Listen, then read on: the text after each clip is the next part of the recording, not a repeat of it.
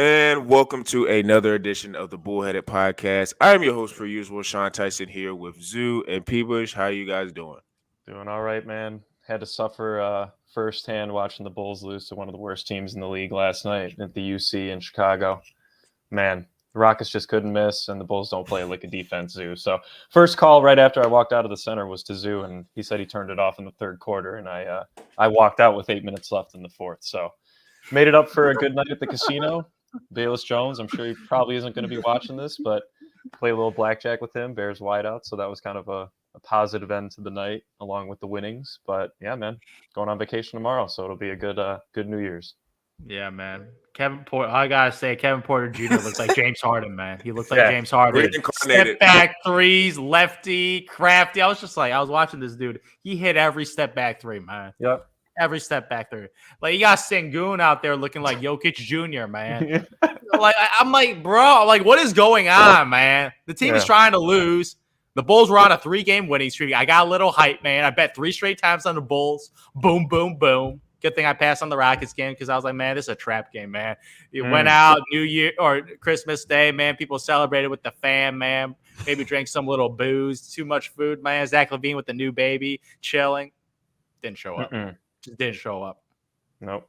That holiday hangover. Dude, I swear to God, man. I swear to God, that's what happened, man. All the young bloods over there in the Houston Rockets don't got family time yet, man. They probably went out, had a good time, man. It just blew out the Bulls. Yep. On the road, man. Tough one to watch. Embarrassing. Just embarrassing, man. Just embarrassing. How do you lose to the Rockets? Yeah. By like 20. The league is deep, man. The league is deep. Yeah. Everybody can be beat. No. You know what it is? No, the Bulls could just lose to anybody, man. Any given night, any team, any roster, doesn't matter who's playing or who's not playing. They could lose to the Orlando Magic without their best player, Paolo Banchero, man. They could lose to the Houston Rockets. God, this team. It's nasty out here. Yeah. Like I say, it's going to be some tough decisions coming up for the Bulls. We're going to see the trade deadline. We'll be talking about that a little bit further down going into next year to see a couple of teams and maybe some moves they make and some moves that they don't make. But for now, the NFL is winding down. We're pretty much in the nitty-gritty of playoff hunt, playoff talk. Some teams have always sealed their fate and will not be going and advancing to the playoffs. But I kind of wanted to talk more so about the teams that are on that fringe because we were talking pre-pod or just about how messy the AFC, NFC is. There's so many scenarios. Like, say, I was talking about the Raiders having a possibility of making it with their 6-9 record, which would be crazy if they actually did make that happen. So I wanted to ask the guys, what are some of the storylines with the fringe playoff teams and who could you see making it? Who could you see falling out? And Peebush, I'm going to start with you. Well, first of all, man, the Bucks pulling out yet another miracle win against the Cardinals, man. Thank you, Tom Brady, man. Yeah. FanDuel boost, baby. Tom Brady. Thank you very much. At least he helped somebody in that one, man, because that was just a game. I thought it might even go to a tie, but Brady somehow able to pull it out. A nice game from Russell Gage. He hit some big catches for them. Julio Jones too.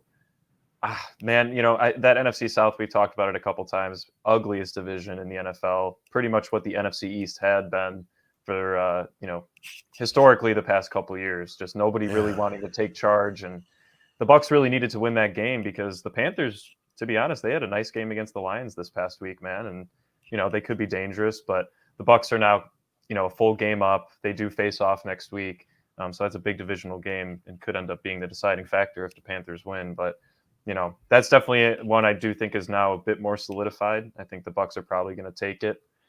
Winning the division, I know that they get, a little bit of home field there just based on how the top seeds pan out. And with the NFC, man, I don't know, man. The Giants, the tie with the Commanders is really coming down and really affecting a lot of these 7 and 8 teams like the Seahawks, the Lions, the Packers, which are kind of the 3 I'm looking at. But I think, the Giants, Zoo, you were saying pre-pod, they have a date with Jeff Saturday and the Colts this weekend, upcoming week 17. So I think that gives them, if they win that game, they're pretty much locked into one of those 2 wild card spots. I think they might actually clinch if they win because they're 8-6-1 right now. And then you look at the Commanders, man, they're 7-7-1. I'm sure they're praying to God that they get Chase Young back because they got couple tough games, man. They gotta play. I think a trap game against the Browns could be a little bit interesting there, and then they got to go play the Cowboys. So they kind of have to at least split 1-1 there, and then you're looking at the NFC North, which the Lions. If they had beaten the Panthers this past week, I think they would have been in a prime position to get that wild card spot. Having a better record than the Commanders there, they would have been in that 7th spot, heading into week 17. Seahawks, man, they got a couple trap games coming up. They played a tight game against the Rams a couple weeks back, granted in LA, so they are at home with the 12th man this in week 18. I think that's actually their final game. But Baker's been playing pretty well. I mean, they just blew out the Broncos, finally forced the Nathaniel Hackett firing that I think we all saw coming. Maybe I think we all expected maybe for him to ride it out for the season, but I think they want to see if there's anybody on that coaching staff that can step up and maybe be the interim for the last couple weeks and maybe prove that they don't need to go externally for a hire. And then the Packers, your Packers do, man. They find a way to hang around, man. They do. Rodgers he hasn't even dropped a 20-piece in fantasy this year. Absolutely atrocious season from Aaron Rodgers. But yet they're still within striking distance because finally A.J. Dillon's doing something. And Aaron Jones is being Aaron Jones. The Christian Watson situation will be interesting to see, but, they did get Romeo Doubs back as well. But I do really think that tie is going to give the Commanders that 7th spot in the playoffs. So I think the Giants and the Commanders, I think all 4 NFC East teams are going to end up making it on that side of the conferences. And it's really just that 2020 game, man, that they had. The 22-20, sorry, not 2020 year there. Unless the Lions, because there are a lot of, I think they might play the Packers in the last week of the season. Yeah, there's a lot of divisional games, and the Packers' last 2 games are at home, so that could prime them for a 9-8 season. But if the Commanders are able to pull off a win against the Browns and pull off one against the Cowboys, who might be resting people at that point, we'll have to see. So I do think that it's going to be all 4 NFC East teams that are in it this year, which is actually crazy to think about because I think a lot of people thought maybe the NFC West would be pumping out the most this year, and that's not the case. Yeah, for me personally in this race, man, the one team I really, really want to see in the playoffs, man, Jacksonville Jaguars, man. Yep. I love this team, man. I love this team. They're like Trevor Lawrence, my feelings about T-Law, man. Finally, after a slow start, man, he's been turning right in front of our eyes right now, man. Seeing this guy ball right now, Jacksonville Jaguars, like that division, I think that division is complete doo-doo, man. Like Tennessee Titans, obviously losing Ryan Tannehill. Huge. You got Willis. He's not a quarterback. Young. He's not an young. NFL. He's like, every time I see him try to throw a football, man, I'm like, yo, this dude looks like a college dude way over in his head right now. Like, he's just not ready right now. He's not ready for this situation, man. Completely raw talent, physical dude, man. He's out there like a running back. Can't really throw downfield. I do not want to see the Tennessee Titans in a playoff game. Because every time just be like Derrick Henry. Every single time, man. Like, just King Henry the whole time. Yep. Even though they got some weapons, man. I remember, Sean, you mentioned the tight end, that Chizo Yeah. Tsunake guy. I struggle with his name, yeah. Yeah, that big tight end, man. That dude's a physical specimen, man. Like the rookie wide receiver got a little talent out there, but Burks, you got Willis. Like, he ain't gonna get it downfield. You ain't gonna get it downfield. It's a running attack. I don't want to see that. I want to see Trevor Lawrence make it to the playoffs, man, and see what he can do. Exactly. I hope so, man. You never know with these regular season games, man. Anything can happen, man. But Jacksonville Jaguars, they do have the tiebreaker over the Tennessee Titans, so that's a good thing right now and face off. So pretty much the Jacksonville Jaguars control their own destiny. They control their own destiny. Though. Yeah, exactly. I think in week 18. Exactly. They control their own destiny, so it's all on them to get it done right now. So that's one team I really, really want to get in. On the AFC side, man. For me, for the NFC side, man, please no Commanders, please no Giants, man. I'm sorry.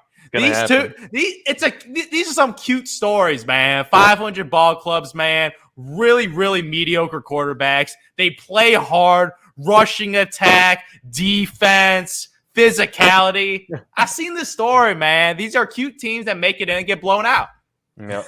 like the New York Giants is one of those teams that they just scrap it away, and then the game gets close, and then in clutch time, they somehow make one extra throw, get one Saquon Barkley rushing touchdown, clinches the victory. So like they're pretty much winning these games by one possession every single time, sort of like the Minnesota Vikings. Yes. But obviously the Giants are a lot less talented of a roster, because of Danny Dimes, man. His best receiver is Slayton as wide receiver one. So like it's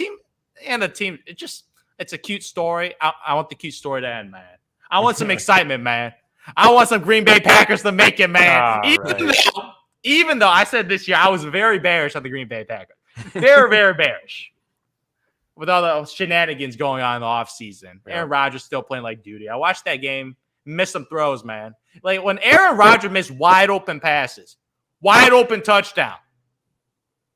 Come on. Alan Lazard dropping passes. Christian Watson wide open, missing the throw. Like I am shocked. The only reason the Green Bay Packers got that victory is because Tua got concussed. He got concussed. He got concussed, and they didn't even know. And there was a reason why Tua, we were like, this dude throwing picks like every single time. Like he had like 4 picks. Like the dude was concussed. So you played against a quarterback that shouldn't be playing NFL. Should have been in a hospital. Instead, he was playing against the Green Bay Packers, and the Green Bay Packers sneak out a victory. No, they didn't sneak out a victory. The QB was injured and shouldn't have been playing football, and that's why they beat them. Like this Green Bay Packers team is not a good football team. I don't know about the gameplay with Aaron Jones either, because my boy Aaron Jones didn't touch the ball that much, man. It was the A.J. Dillon show. Well, looking like the colder it gets, man, the more A.J. Dillon starts to shine, because they love giving it to A.J. Dillon right now. Oh, yeah. Like, as a fantasy shareholder of Aaron Jones, man, it sank my season this year. So I have a good donut now. I got 0 playoff teams in the finals. This hasn't happened in multiple years, man. The end of a dynasty, man. A humble experience this year. We got to make some adjustments for next year. But my Lord, Aaron Jones, man. So the Green Bay Packers, I just want to see them because I'm a Packers fan, and hopefully Aaron Rodgers shows up in the playoffs. But my, oh my, man. Good luck. I'm not very bullish, man. I am not very bullish. But you look at these NFC teams. With this additional playoffs team, man, some really, really bad teams are going to make the playoffs. Mm-hmm. NFC. Like, do I want to see Taylor Heineke? Stop it. Stop it. I don't want to see Taylor Heineke. He's a backup quarterback, man. He's a backup quarterback. No, I don't want to see these teams, man. Like Seattle. Seattle. Nah. It's one of those cute stories, man. Down the stretch. It's a cute story, man. They're regressing back to the mean. They're a 500/ below 500 ball club. No, I don't want to see them, man. Like the only time I like the Detroit Lions because sometimes at home they're pretty good, but in the playoffs you're gonna be on the road. Yeah, they're gonna be on the road. You're gonna be on the road. Jared Goff on the road is atrocious. So Detroit, I don't want to see that team either. And then you got the Panthers and Saints. Like, stop it. Those teams are unwatchable. Once you get down there, they're like, shout out to the Carolina Panthers because that game shocked me. Because you got Deontay Foreman and Chubba Hubba running 100 rushing yards, just carving through that defense like a hot knife through butter, man. Like, I was just like, what is going on? Like, Deontay Foreman dropping 100 plus. Like, they had 2 running backs drop 100 yards in one half. Yep. That is incredible. So, like, shout outs to Carolina Panthers showing some heart. The Saints, stop it. I don't want to watch them play like them. That Saints Cleveland Browns game, betting the under was the easiest bet of my entire life, man. Especially with the snow and the cold, man. That's the easiest bet ever. Like, come on, man. Kamara finally scored, though. I feel like he'd been on a drought for 8 to 9 weeks at that point, man. Oh yeah, but brutal. Oh yeah. I mean, some bad teams are going to be making, and I think that they expanded it for the reason to incentivize going for the single bye, right? For the 1 seed instead of having the top 2. I thought that was a good decision, but at the same time, Commanders snuck in, a couple years ago as the final spot. They actually gave the Bucs a pretty good game, if you remember that. I do remember that. That was kind of Heineke's coming out party. Very competitive. Very competitive. I do think that the Lions could cause people problems just because their offense can be a juggernaut. But like you said, Zoo, they're going to be on the road. And I think the only reason I don't see them making it is because they got to go into Lambeau in Week 18. Yep. Weather conditions, they're the reason Goff's an LA guy and now he's a dome guy. That's why he likes the warm weather and he likes the comfort of the dome. That's why he's so good at home, I think. He's dropping 30 pieces in fantasy when he's at home. You put him in Green Bay on January 8th or whatever it'll be. Jesus, man, I think he's going to seriously struggle. And, that Packers defense is no joke. I mean, Jair Alexander had some nice plays. Hell of a post-game interview. That was hilarious after he talking about the Tua pick. But I do want to talk about that too, because I think the AFC, man, the Dolphins faltering, these past couple weeks. I mean, it's just been tough to watch with all the weapons that they have. And, Mostert's been fumbling the ball. They were without Wilson there for a little bit as well to injury, came back and did score a touchdown. I mean, they're sitting at 8-7. The only two, the Chargers win, obviously locked them their playoff position. Yeah. So the only one is either the AFC South, to your point, Zoo, the Jags, I think might take that one. But then you look at, all the other 7 and 8 teams that are in the AFC, and it's Patriots, Jets, who God knows what they're going to be doing at quarterback. Who knows where Mike White's at this point. And then, you got the Steelers and, the Raiders. You said the same thing, Sean. They're somehow still in it at 6-9 there. They're out in my book, but it was nice to put up as a graphic. Yeah. But once again, Mike Tomlin somehow going to be getting the Steelers to hovering around 500 with the worst quarterback situation, I think, of the year, besides the Jets. And, Najee's been playing well. Their defense is obviously always a threat, but man, they shut down Devontae Adams and the Raiders in that game last week. So, I don't think that they'll end up clutching it out. I think they have pretty tough 2 division games. We still don't really know where Lamar's at. I think Harbaugh's been keeping it really quiet of where Lamar Jackson is and in his status, at least since I read something about it this morning. So, that could be a game that they win.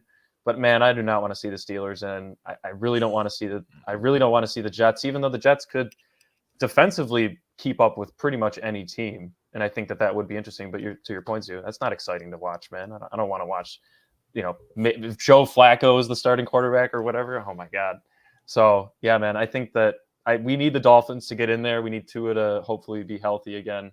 Man, he's just had terrible luck with the concussions this year. And I don't know. He's not having a bad season. I think a lot of people gave him a bad rap right after this game. But to your point, no one really knew what was going on in his head, actually. So yeah, I just hope the Dolphins pull it out for that final wild card spot, man. It's gonna be tough though, man. This stretch, obviously I feel like this stretch it was a humbling experience. They were riding high, beating all these bad teams, the Bears, the Browns, the Texans, and then you got the Chargers, Bills, and 49ers, and then Packers, and you throw them in there. So that was a humbling experience. Mm-hmm. Those teams are legit teams, especially the Bills and the Niners, because I think those are legit Super Bowl contenders out there. So obviously those teams, man, the elite defense shutting them down a little more, man. And you got to finish out with the Patriots and Jets who are fighting for the playoff lives right now. It's going to define it. Exactly. So I'm it's going to be a tough finish. Obviously, if Tua doesn't play, they haven't been winning games this year. No. So if Tua is ruled out, man, I think the Dolphins are out if he doesn't play, especially the next 2 games. So, because if you flip that, I mean, those 2 teams are the ones that are on the fringe. Exactly. Right? So you put them at 8-8. Who knows what the tiebreaker is on those 2 with the Jets and the Pats? But having a lot of teams on the fringe are finishing off with divisional games that are really going to flip the script, and I think we'll have even a better idea after this week. Going into Week 18, which are the must-win games for each respective team. Looking at the bottom tier, I guess the fringe teams we're talking about. Honestly, we went through a lot of the teams, and if you just go through the fringe teams, there's probably 2 teams that you actually want to see in the playoffs. There's not a lot of teams that you actually want to see in there, because I'm gonna tell you right now, I know the Bucs are in, but I don't want to see them in the playoffs. They're not a good team.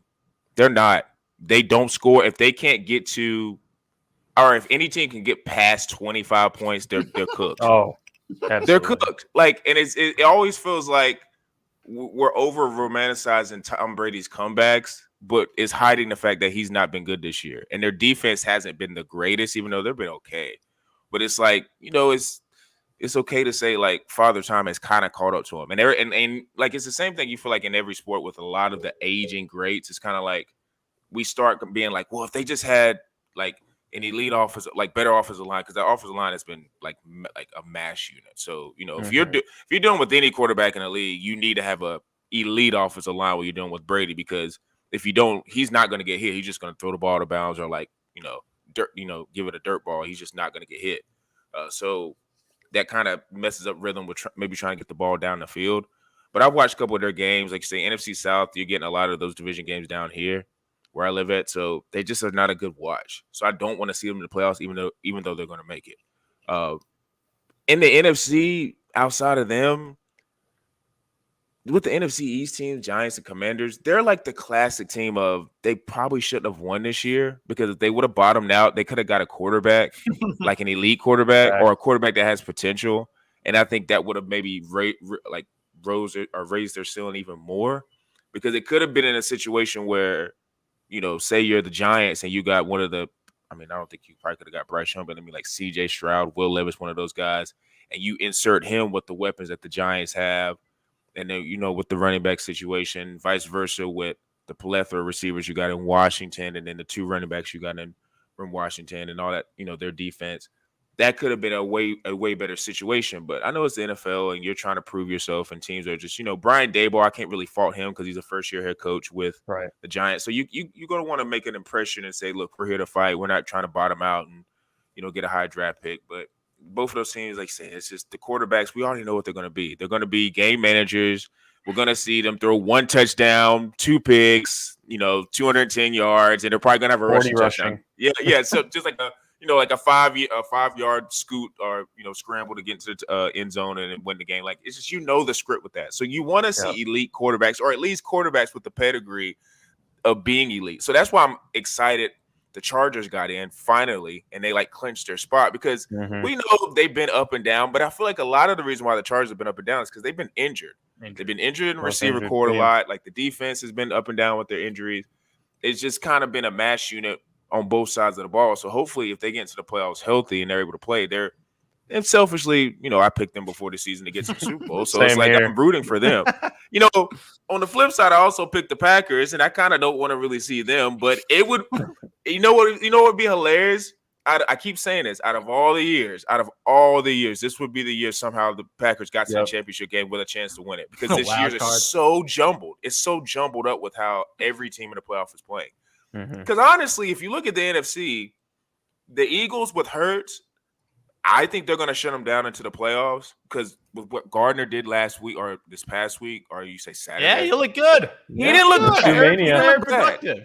So they're going to be playing at home. I forgot who they're playing at home, but I'm pretty sure they're going to get that win, which means I'm pretty sure they lock up the division if they get that win. So with that, you have Gardner to play out the rest of the season, heal up Jalen as much as you can, but that's still a concern because they lost their right tackle. They play the Saints. W. Yeah, so that's a dub. That's a dub because the Saints are technically in it just like the Raiders, but no, there's just a lot of stuff that's happening for them to win it. So I'm pretty good on that. But the Eagles, they kind of got a couple of concerns just with a few injuries. Dallas is so weird because everybody talked about their defense being elite, and it just hasn't shown up in the last 6 or 7 weeks. Nope.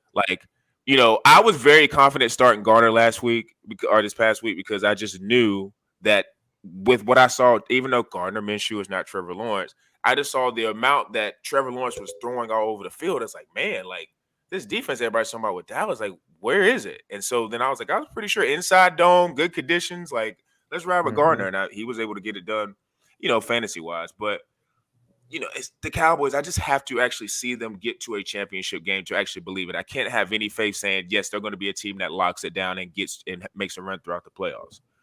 So in the NFC, it's just a lot of up and downs. I've talked about the Bucs, and then what if the Giants and the Commanders make it? So if you're telling me that's the list of teams you have to go through, especially with Jalen's health, if that being the main source, if Jalen's not healthy, the Packers could run to the championship game. Now the 49ers, I know their team. I think overall they have the deepest team offensively and defensively. But it's just hard. I know Purdy's been really, really solid, but man, asking a rookie to just be okay, it's playoff time, and you're going to be as unflappable. That's another one you got to see it to believe it. Because I just can't believe that a rookie quarterback who was third string is going to just take them to the freaking Super Bowl or to at least the NFC Championship game. No, but that defense. Oh my God, that's an all-time defense right now. Yeah. That's all-time defense right now. So the guy doesn't have to do much right now. The QB right now doesn't got to do much. George Kittle has emerged. Oh yeah, Purdy and Kittle. Purdy and Kittle right now got a little connection going on. That's by far his favorite target. So he's been balling a lot right now. So shout out to him for getting it done and building chemistry with the new quarterback so quickly, man. But that defense, man, it is a scary, scary defense. Shout out to the 49ers, my team, to make it out, man. Even Trey Lance, bye, Trey Lance. Don't need you, I man. was just Brock about to say Purdy, man. that. Game manager, man. All you need is a game manager with this roster. Yep. That's all you need. Like Trey Especially Lance with is the addition of praying for McCaffrey. Trey Lance is praying for a first round exit or a second round exit, whatever. He's praying for it. Yeah. Because if they somehow get to an NFC Championship game or perhaps the Super Bowl, Yeah, if they make it the Super Bowl, bye. oh man, Yep. like he's all. Flip him. But you know, man, listen. Then we're thinking of trade scenarios because, I mean, you could justify if Purdy got to, yeah, I could see him getting traded to a team that desperately needs a quarterback. You could justify being like, hey, look, this kid that was our third string quarterback got us to the Super Bowl. There's a chance he could keep improving. Let's just ride it out. Then Trey Lance becomes some nice draft capital, and I don't think you get what you traded for him. You're not going to get that, but No. you know you can get something decent. And like you say, a team that's desperate of like Carolina, the Jets, teams that are hell, even the freaking Commanders and the Giants could be in the market to get the quarterback, even though they may make the playoffs. Like they could be a team that could be like, hey, I'll trade a couple of people and draft picks to get Trey Lance. So that's going to be a storyline for the offseason. But right now, as a bet man, I don't know where I would go. There's no team I would put automatic money on because even in the AFC, all the teams that have the elite quarterbacks, they can all win. Even though I'm kind of a little down on the Bills. Little down on the Bills. Josh Allen can't be your running back. Yeah, he's been throwing a lot of picks, man. Singletary He's been throwing a a lot of picks in the red zone. I need it consistently from Singletary. I can't have it one or two. They got to feed him consistently. Yeah, and that's the thing. They keep getting. I don't like Josh Allen running around like he's just RB1. It's great for fantasy, but it's not great for like playoff longevity. Like you don't need that from your quarterback. You need him on the field throwing the ball. Like even though he could probably withstand a lot of hits, I just don't like seeing that. It's the same thing. I mean, I wouldn't say Jalen. That's part of the reason why he's hurt, but living in this league, man, you got to make your hay throwing from the pocket. You just can't be running around. You can do that so often, like when you're trying to win a game or come from behind. But when it's time to make plays and when it's crunch time, you need to be doing it from the pocket. You just have to. All the great ones do it. Yep. So I don't know. And another side note on Lamar, like. That's going to be very interesting. If I'm the Ravens, I probably don't play him to the playoffs because they've already clinched. So I just would rest him to the playoffs because depending on the matchups, I mean, maybe you want to bring him back for the last week to maybe get him some rhythm, but I don't know. If I'm Lamar, not a while. Personally, I would sit out because at this point, if I somehow get to the playoffs and then can actually win a playoff game, I'll have a lot more negotiating power. So I don't know. Who knows? There's a lot of things in the NFL, man. It's a lot of things you got to think about when you're going towards the finish line of getting to the playoffs or trying to clinch or do whatever. So we're going to be looking into that and different scenarios to come for the week 17 and week 18. But college football is here, man. It's bowl season right now. So a lot of this inventory that's being played on TV right now is really solely for betting purposes if you bet college football because the college football playoff with the four teams, that's pretty much what everybody cares about. These bowl games, like I said, are for betting or for the team that you root for, and you're just happy to go and see them play for one last time. But we got some pretty interesting matchups. I think this is a unique idea that college football has done, and they're going to continue to expand it. So I'm excited about that. But we got a couple games coming up, and it's the blue bloods in TCU. TCU will argue that they've been there and they've done their due diligence to get to the playoffs and be considered more of a blue blood. But the other teams with Georgia, Michigan, and I'm blanking on the other one. Ohio State snuck in. I forgot. Number 4 seed with Ohio State snuck in after their kind of I guess you could say USC loss. Yeah, the embarrassing loss they had with Michigan, which was I guess some people that were in the know in college football knew that was coming, but. With these matchups, man, we're looking at some interesting lines and things of that nature. So I wanted to ask the guys, what are some betting, I guess you could say practices you would do with these games? And people, Sean, we'll start with you. This is tough, man. I mean, I'm not a huge college fan, but I do like to watch the big games. Zoo and I unfortunately did not go to a football school, so it was not ingrained in our minds in college. We were a basketball school at Indiana, so yeah. But, being in the Big Ten, the thing about Big Ten sports is I feel like everybody just beats up on each other. And then you kind of get to the playoff scenarios or March Madness if it's basketball, right? And they're kind of the tried and true tested teams. But, I'm looking at that Georgia-Ohio State game. And look, man, I mean, Sean, you pipe in wherever you want because I know CJ Stroud, you're pretty high on him this year for the I like NFL him. draft, but he's not as mobile as some previous Ohio State quarterbacks. Definitely not as mobile as Fields. No, not as Fields. I mean, Nobody is. Yeah, I mean, exactly. Touche. So good. Touche. But I'm looking at that team. I mean, I think Marvin Harrison Jr. is going to be the key on that side. I mean, kid's an absolute tank. I think he's an All-American this year, rightfully so. He's made some ridiculous catches. Got a huge yards per catch stat this year. But I'm just looking at this Georgia team, man, and I know everyone knows their defense, but it's just like their linemen on the interior on both sides of the football has to be the best in the country. It was usually Bama in years past, and Georgia was always kind of right there with them. But I'm just looking at this, Stetson Bennett. He doesn't get sacked that often, but the percentages of both of these quarterbacks in that game, when they are pressured heavily, drops from like 72% without pressure to like in the 40s, low 40s for both of these quarterbacks. So I just believe that Georgia will have a better time getting to the quarterback, getting to Stroud. And at the same time, Ohio State, even though their defense did improve a bit this year, compared to years past, where usually they were kind of the secondary, they usually had some good corners coming out of there. I just think that you compare these overall two teams, I'm taking Georgia money line here. And it's really hard to not just pick the favorites in college. I feel like there's rarely major upsets, in the college football playoffs. So I'm also going with Michigan for a similar reason, man. I just think, Dugan's good. I do think Quentin Johnson, right? He might be the best wide receiver coming out of the draft this year. But at the same time, Michigan has beat up on some good teams this year. You spoke on the Ohio State massive, I think it was like 45-23.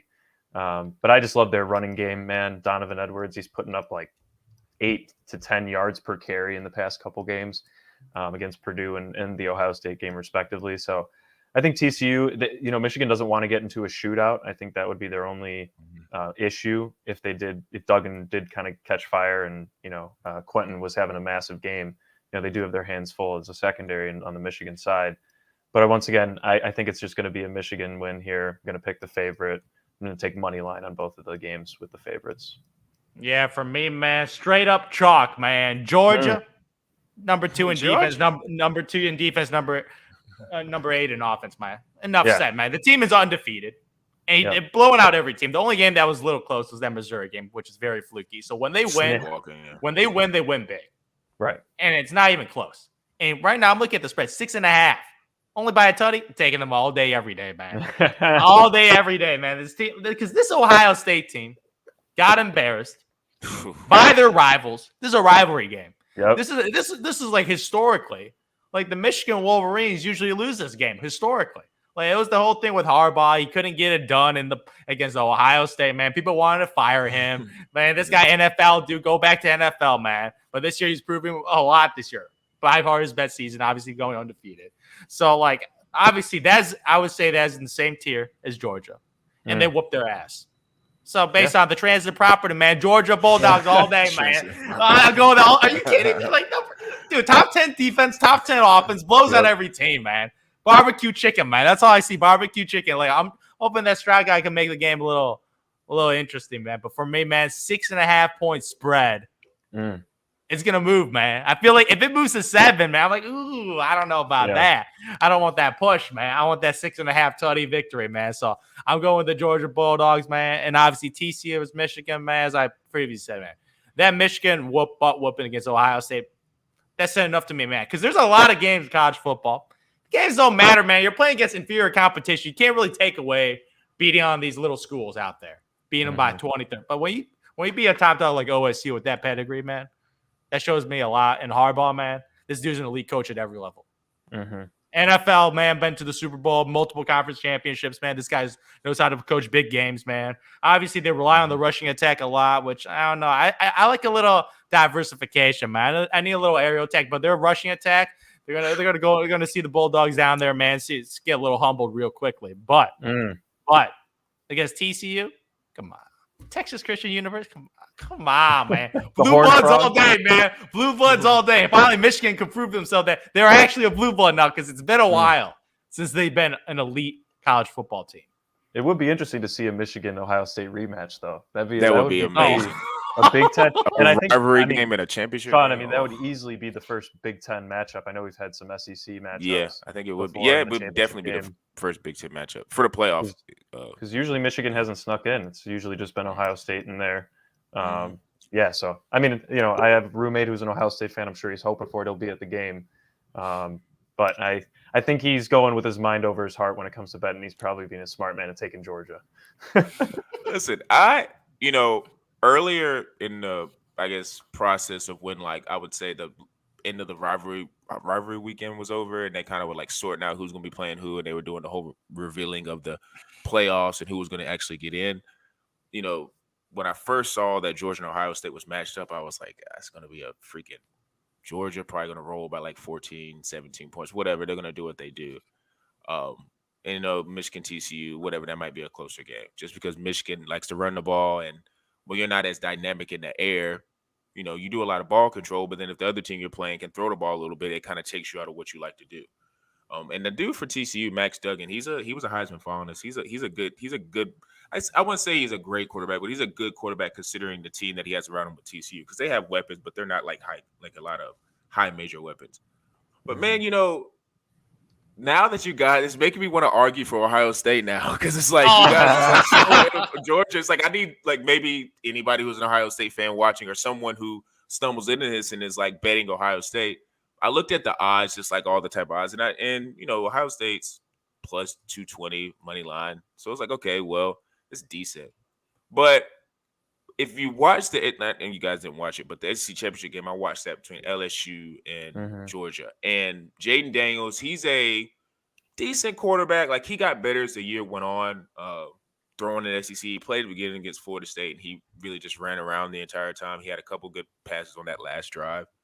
But he's gotten better, and he came into that game with a bum ankle. So he really couldn't really plant and do a lot of down-the-field throws. But in those first two drives, he was dicing up the Georgia defense. And it wasn't a fluke. Like, he was converting third downs. He was getting the ball out pretty quickly.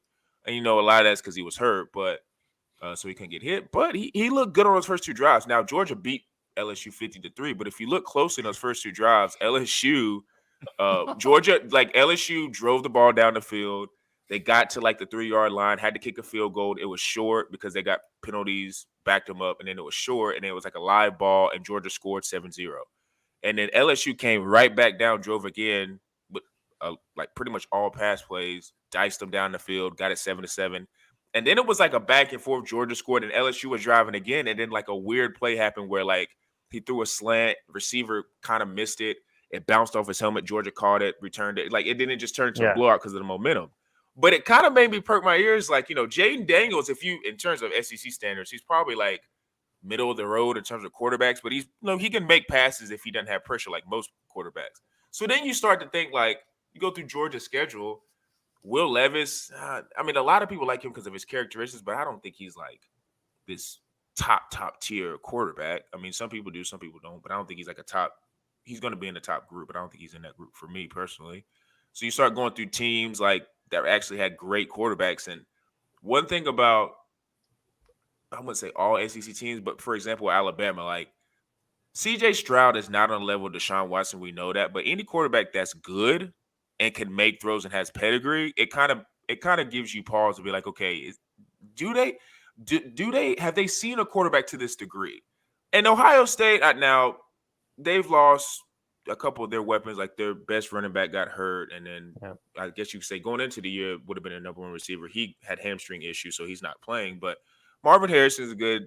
Ohio State, they're going to always have their backup receivers are usually 4- and 5-star guys, so they're going to have guys that can play. Mm-hmm. It's going to be interesting to me to see how Georgia responds if Ohio State gets up, because C.J. Stroud is a quarterback that he's getting buzzed for a reason in the NFL draft. It may not be as mobile, but Ohio State they don't have the trenches that Georgia has, because Georgia every year, every SEC team, if they're in the playoffs, they have great trenches. Their offensive line and defensive line are always great. So you're never going to have to worry about that. But Ohio State is one of the few teams outside of the SEC footprint that recruits well in the trenches.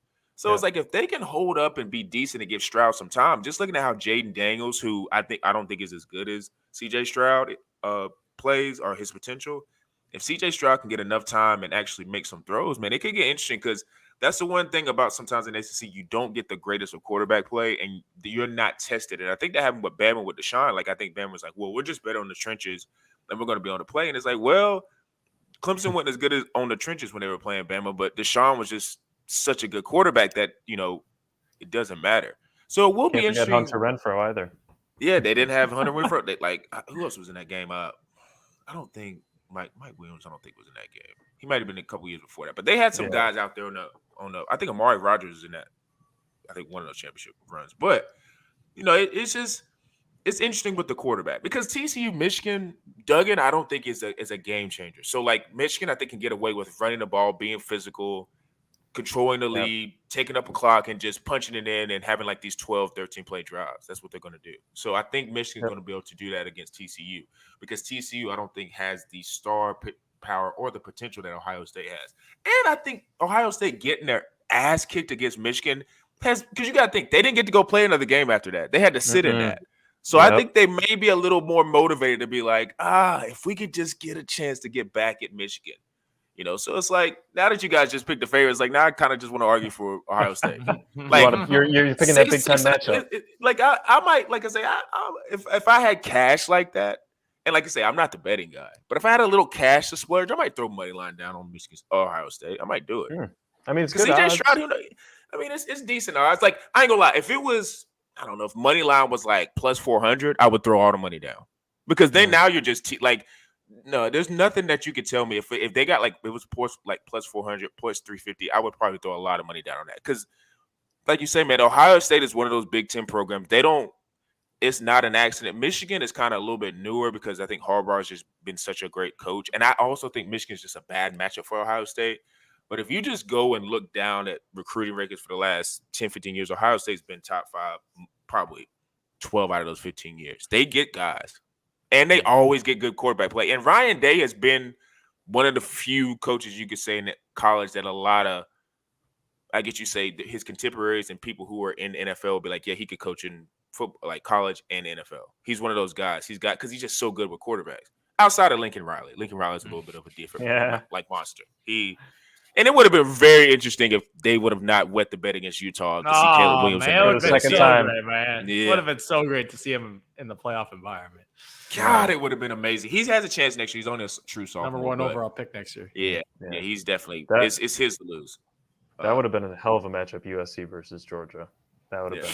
But selfishly, I'm rooting for Ohio State, Michigan because I just want to see those. That's like a classic rivalry in a championship game. Like that would be crazy. Just that the ratings. I bet you that would probably blow out. I don't know. Since the playoff has been in existence, like ratings wise, because it gets no better than that. That's like the preeminent rivalry in college football, and you're playing that in a national championship game. Like, come on, bro, that would just be incredible. But now that I say that, we probably get TCU Georgia. There you go. We definitely get TCU Georgia now. And shout out to the Horned Frogs, man. Don't take no offense to us not seeing your Blue Bloods, but you're not. You're just not of that ilk. But you do have a great program, and they're building, and they have a lot of with NIL. They have a lot of big money players in Texas with making, I guess you could say, necessary payments. So they're going to be around for a while, for sure. But that was a pod for today. Make sure you guys tune in to all of our social media channels, Bullheaded_pod with Instagram, Bullheaded864 with TikTok, Quantron Knows with YouTube. Post all kind of variety amount of topics. Like I said, on the YouTube page, we'll be getting this out. This is live, so you guys can go back and watch it. Audio Adventure, if you like to listen to Spotify, Google Podcasts, Apple, make sure you give us a 5-star review. And for me, Zoo, and P. Bush, we are out.